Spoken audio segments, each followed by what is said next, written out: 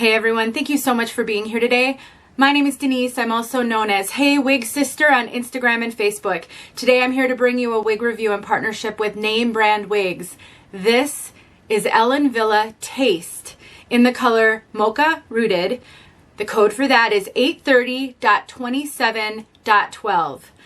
I'm really excited, you guys. Taste is a blend wig, which means it is a blend of Remy human hair and heat-friendly synthetic. I am an absolute fan of blends. I am close to thinking they're my favorite type of wig. I just love these blends. They're amazing, and I cannot wait to tell you all about this one. If you are wondering why someone would pay the amount of money that this wig costs for a blend, I'll tell you in this video. But I really, really love them. I can't wait to tell you more. If you want to know more, I'll tell you about the color. We'll get outside, inside the cap, everything I know, then stick around. All right, I'm gonna start off by thanking Name Brand Wigs for sending me Taste so I could show all of you. I am so excited to be able to bring you information on this piece, not only because I'm a huge fan of blends, I'm kind of a blend evangelist, if you will, but because these wigs are very, very expensive, and I know that you guys need to know a lot of information before you'll spend that kind of money on a piece like this. So I'm going to tell you everything I can today.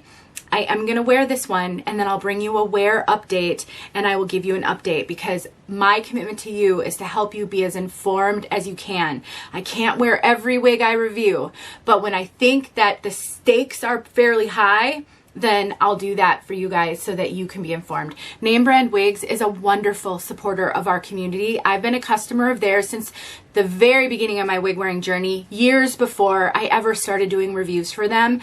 I love them. They're a local company to me in Minnesota, although they're not a local store. And I don't know, there's just, when you work with a company that shares your values and that is committed to helping out this community, I can't do anything but rave about them. They, at great cost to them, send a lot of wigs out for review, which only helps the wig wearing community. So if you've never visited them, please go to namebrandwigs.com. And just know, if you decide to purchase this piece, use the code Denise30. It will save you 30%. That's a huge number on a wig like this. Most brands you can use that code on, not all, but this one, I checked. You can.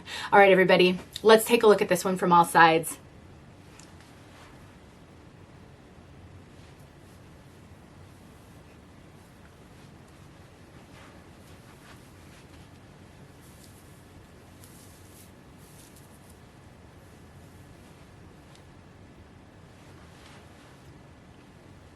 You know, when I said I am a heat-friendly or a blend evangelist, I was not kidding.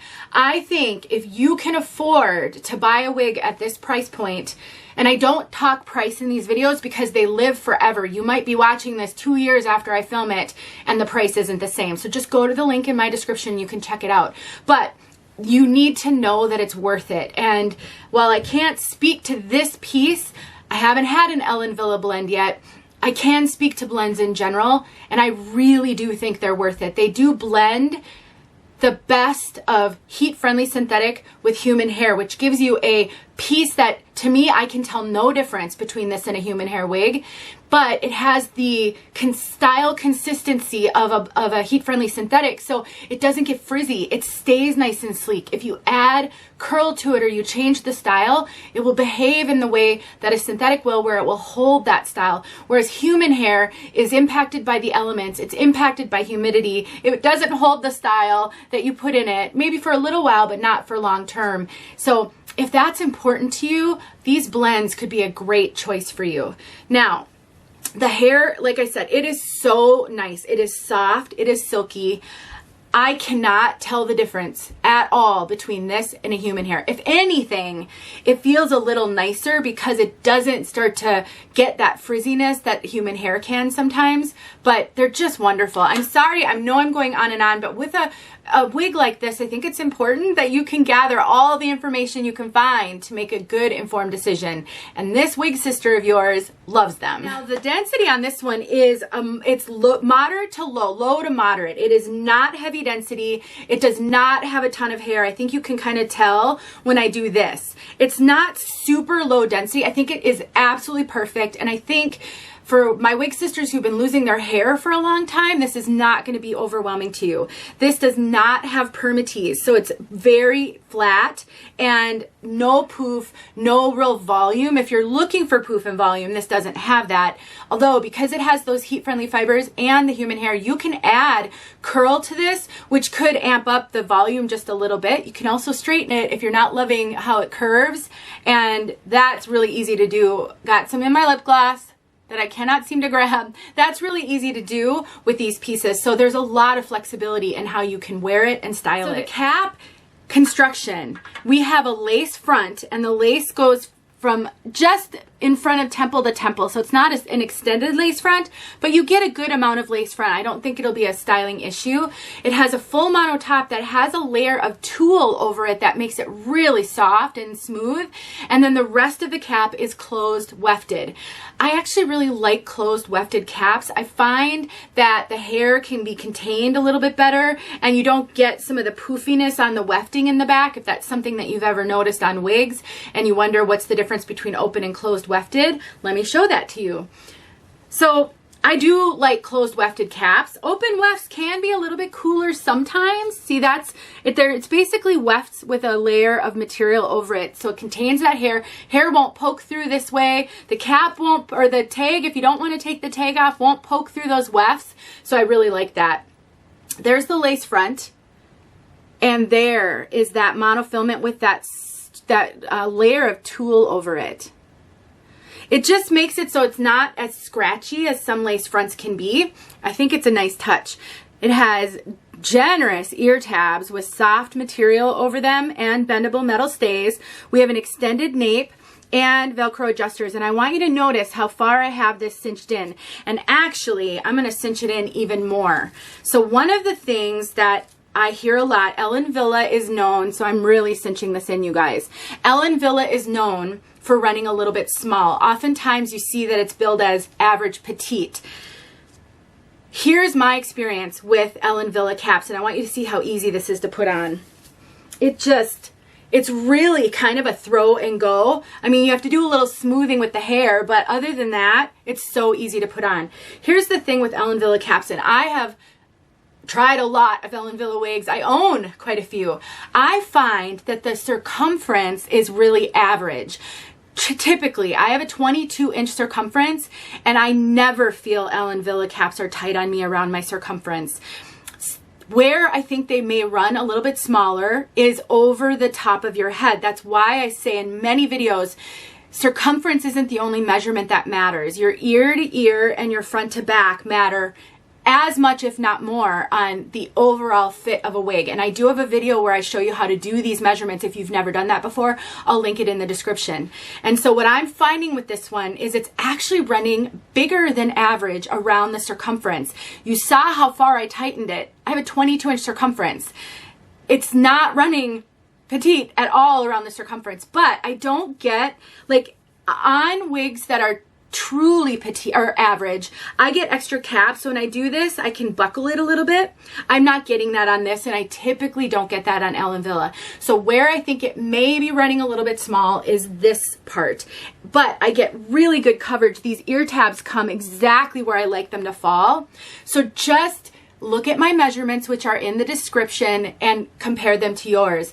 Most of you, when you reach out to me about wigs and how they fit, I hear from so many of you, and a lot of you have more petite over the top of your head. It's where the circumference is that everybody's concerned about. So on this piece, do not be concerned about it. It is generous, like 22 and a half easily, I think, because I cinched it in so much. And it does have some stretch, not a ton of stretch, which actually I think it's got the perfect amount of stretch. When a wig has too much stretch, it doesn't feel secure on your head. This feels secure. It feels comfortable. It fits great. I'm really a fan of this cap. Let's take a look at that lace front so that you can see how it looks. You can see that it's not a super long lace front. I often trim my Ellen Wille lace fronts. I just often find you can see them on me. There's not much to trim on this one, and it's really excellent. Now you can see a little tiny bit of knotting because this is a dark color. I am so impressed with how natural the knotting looks, how small the knotting is, and what a natural looking hairline. If you are looking for something different, if you want 0 knots visible, all you would need to do with this piece is put a little bit of face powder right on the knots. I'll do a video showing how to do that. I have done a video in the past, but it's quite old. I'll do another one. You don't have to worry about that. It looks so natural. And if a lace front is a little bit too dense for you, you can always pluck a few hairs out of there. It's not hard to do. It won't ruin the lace. I don't think this one needs it. I really do think it is perfect and looks super natural. As you can see, this is very tuckable. I've been tucking it as I've been talking. So if you're a tucker, I mean, tucking somewhat does depend on how the wig fits you. So when I talk about tucking, if people show how glasses work with certain wigs, please keep in mind that is based on how the wig is fitting that person. That's why I don't show glasses in my videos, because it's not going to apply to everybody. If it works for me, it might not work for you. But if your measurements are similar to mine, this tucks great and it's so comfortable. Now, the hair does fall forward just a little bit. Not bad though. I mean, it's really not bad. It's mostly here. Sometimes you get wigs where it falls forward there. This one doesn't want to do that. But because this is human hair and heat friendly, you can take heat to this to get lift in the front if you want more lift, to smooth out, to straighten it out. I do have a video where I show you how to take a hot comb to really define a part line and get lift in the front. I'll tack that. I'll link that in the description below. For me, if there was one thing I was going to do to this piece, I think I would pluck that part line just a touch, a teeny tiny bit, because you can't really see that monofilament very much because it's fairly densely knotted. That's a really easy fix. And honestly, I'd rather that than be over plucked. The other thing I want you to know, and I didn't mention it earlier, but because this has a mono top, you can part it anywhere. So it comes with a left part, a left going to the right, but you can do a center part. You can do a right going to the left. You really do have a ton of flexibility with this one because of that beautiful monofilament. All right, let's talk about color. Mocha Rooted. We've got an 830.27.12. This is an auburn brunette. So we've got sort of a medium brown, a light brown, and a light auburn. And then it's rooted, but ever so slightly. You really barely can see a root. Let me take this off for you. One of the things that I think is super important is understanding hair in my lip gloss, you guys. Understanding color. It's one of the biggest challenges when it comes to wig wearing. And I have a document at my website, and I talk about color, and I've linked a color index to that document. It's just a Word document that breaks down all of the different color codes. I will link the blog post in the description. If you're struggling with color or you're new to wigs, that's a great place to start as you're starting to get your arms around color. I love that Ellen Wille includes codes. It helps a lot. So at 27, it's sometimes called, 27 has a lot of applications depending on how they blend it. Sometimes you see it in more like a strawberry blonde, and sometimes it's more of a light auburn. In this one, I think the 27 is a light auburn, and an 830 is a blend of medium brown and medium auburn. And then a 12 is a light brown. So this is really what I would consider a medium. I'm just really studying it. It's more of a medium auburn. It isn't an in-your-face red at all. It's very, very subtle, but it's definitely got auburn tones, pulls a little bit of that reddish that auburn will have, and is warm. And you can see what I mean by that root.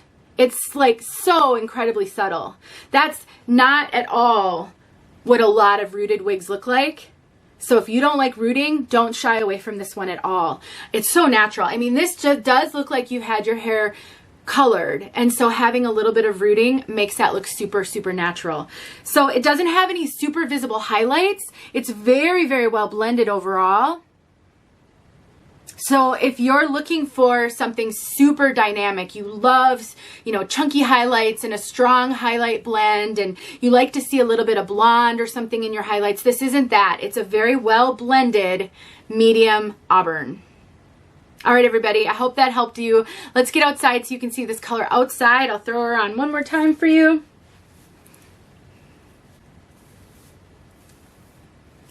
Just like that. And stay tuned for more information on this piece and updates as I get to know her a little bit better and wear her so I can tell you how she wears. Thanks so much for watching. Thank you, Name Brand Wigs, for sending me taste. I'm so appreciative of you guys that you provide a lot of information to our wig wearing community. I'll talk to you guys in my next video. We're outside with Mocca rooted in this blend piece, human hair, heat-friendly synthetic. Now remember, fibers do not pull the same on different hair fibers. So if you get a Mocca rooted in a straight synthetic, it may not look exactly like this.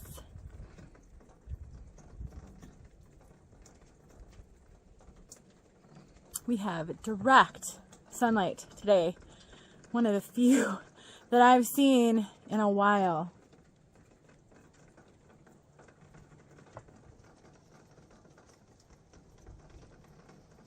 I think this hair feels so incredible. I'm becoming a bit of a hair snob with all of this experience with these blends. I just love them.